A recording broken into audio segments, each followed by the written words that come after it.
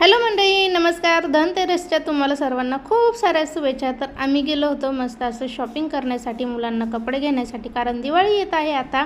आणि इथे एक मस्त कॉमेडी घ्यायचं काय सेकंड मग आरोहीसाठी म्हणलं सर्वात पहिले फर्स्ट आरोहीला जे की ड्रेस वगैरे बघावं, कारण आरोही खूप हट्टी आहे, त्यामुळे तिचं पहिले उरकून घ्यावं म्हणलं. पण मला काय ड्रेस वगैरे आवडतच नव्हते, कारण एवढे काही खास वाटतच नव्हते. त्यामुळे हे 2-3 ड्रेस ट्राय केले. म्हणलं आता आदित्यचं घ्यावा नंतर आरोहीचं बघावा. खूप बोर झालं ते दिवसभर आणि आदित्यला व्हाईट शर्ट लागत होतं, व्हाईट शर्ट घेतला. त्यानंतर मस्त असं पेटपूजा केली.